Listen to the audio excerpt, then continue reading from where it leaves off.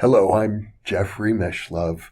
Today, I'd like to talk about libel and humiliation. This is an experience that not everybody is privileged to go through.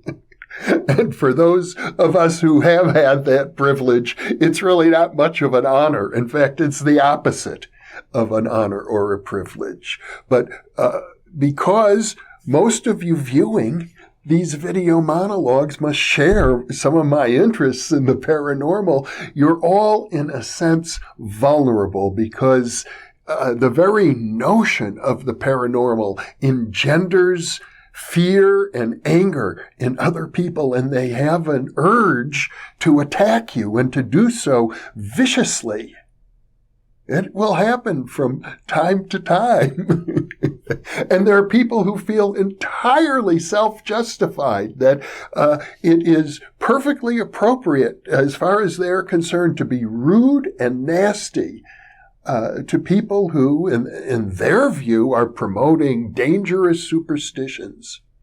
Now, in my case, working to get a doctoral diploma in parapsychology at the University of California, and in fact, now more than 35 years later, the only one in the world, you can imagine that there was opposition. And in fact, the opposition was really vicious. I had a professor of statistics who heard about my degree program and wrote to me saying he would be interested in seeing some valid statistical research in the area of parapsychology. So I foolishly invited him to join my doctoral committee at Berkeley. And it soon became clear that this particular professor considered himself a hatchet man. As far as he was concerned, all of my efforts were totally and irrevocably incompetent.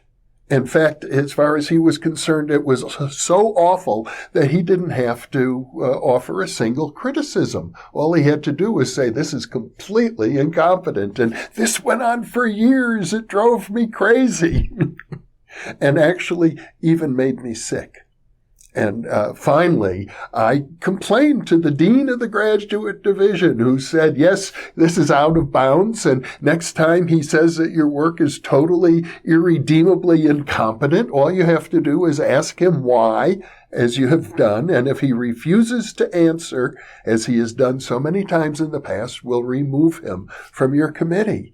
And that's exactly what happened. He got removed from my committee. But then he decided to collaborate with the amazing Randy from the Committee for the Scientific Investigation of the Claims of the Paranormal, which frankly is a misnomer because these people conduct almost zero scientific investigations, but do many PR stunts, and they worked underhandedly to collaborate with Psychology Today magazine that in October of 1980 published an article saying that Mishlove probably didn't really get this doctoral degree, but if he did, rest assured the man is incompetent and the degree is worthless. And all of a sudden, I found myself publicly libeled. And what I discovered is that the people who I regarded as my community of support, my friends in parapsychology, the various parapsychological groups and organizations with which I was affiliated, all of a sudden had to step back because they were afraid that my reputation, damaged as it was at that point, would now damage theirs. So they took a wait-and-see attitude. Which really harmed me all the more. In fact, I am now a full member of the Parapsychological Association, and I'm proud of it. It's an organization affiliated with the American Association for the Advancement of Science. And it represents the professionals in the field of parapsychology. But after I was libeled, my application for admission as an associate member was declined. That's how protective these people are. They thought, gee, here's a guy from Berkeley. Who knows how he could embarrass us next? So being libeled is a very serious business. I was quite fortunate to find an attorney who was willing to take my case on a contingency basis. My dear friend, Captain Rainbow, or Attorney William Jennings, of whom I've spoken in a previous InPresence segment. A wonderful man who came to my rescue, and we fought that libel suit for 6 years, and we prevailed. And I look back on it now as one of the darkest periods of my life. But the small financial reward that came at the end of that 6-year battle enabled me to purchase some California real estate, and which has been the basis of my wealth, really, ever since then. I was horrified by being libeled, and it made it impossible for me to have really a conventional academic career. Would have been hard enough as it was. There are almost none available in the field of parapsychology, but having been libeled completely eliminated that possibility. And yet it worked out for the best.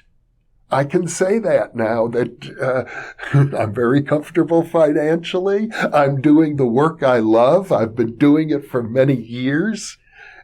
Who would have known? Who would have thought that such a terrible experience would turn out so well for me? Now, I bring all of this up because one of my favorite guests on the New Thinking Aloud series, Dr. Jason Reza Jorjani, has also been libeled.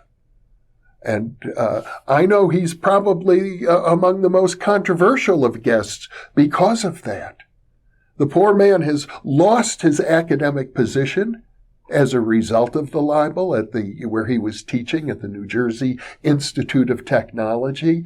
His libel is far worse than mine because people are now associating him with the worst sort of evil, Nazism, which I know the man well. I've interviewed him now. I haven't counted exactly, but it's a large number. It may be close to 20 at this point. He has a good heart and a good soul, and I will be very happy to continue to interview him over and over and over again, no matter how many people disagree with me about that. And I have to say, he's been mischaracterized. Not that I agree with his politics. I don't. For those of you who know me, I've been a liberal Democrat my entire life, and Jason has been all over the map politically, and surely he has flirted with the extreme right wing, with which I wish to have nothing to do. But I can tell you this. I feel for Jason because he's going through what I went through, having been libeled, having been cut off, finding the people who were his closest supporters are now looking at him somewhat askant, wondering if his damaged reputation is going to cast a shadow on them. So I know how he is suffering, although I have to say his suffering must be far greater than mine. They only called me incompetent. They didn't call me evil. But Jason is neither incompetent nor evil. And for those of you, and I know there are many fans of his, because his video interviews with me are amongst the most popular on this channel. The man is brilliant.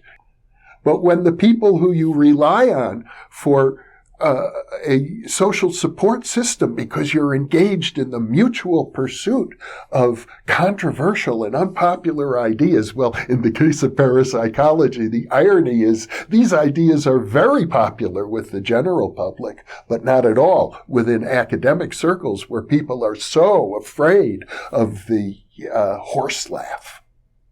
The horse laugh. That's the big weapon that these skeptics use. Now, I'm mentioning Jason because if any of you viewing this program are in a position where you could help this individual or anyone else you know who is being libeled, I urge you to do it, because there is a kind of loneliness that occurs for people who are suffering from that kind of libel, slander, public humiliation, and insult. And as far as I am concerned, these people deserve sympathy and support. Now, I know you can't always research every fine detail. How are you going to know whether the libel was justified or not? You may never get to know. I can only say this. One of the lessons I learned from my Jewish upbringing, if I recall correctly, the phrase is Loshan Hora, which is just don't speak badly of other people unless you have a definite reason to do so. I make that my practice. I very rarely have negative things to say about anybody unless there is a real need for the viewer or the listener to know. I just don't like doing it. My rabbi once said, if you don't have something good to say, then don't say anything at all. And that's sort of been my guiding philosophy through life. It may be if you're looking for me to say something nasty, even when I know things about other people, I won't tell you unless I think you have a need to know. So I know there are many people who feel perfectly justified saying negative things about other people all the time. It's just casual conversation. And I think it's part of normal dinner table talk everywhere. But well, let me ask you, what is in all of this for you? Are you in a position to help somebody who needs it because they've been libeled? Or maybe you need to think twice about negative things that you say about other people. I can only ask you to ponder these things. And I'll leave you with that thought. Once again, thank you for being with me.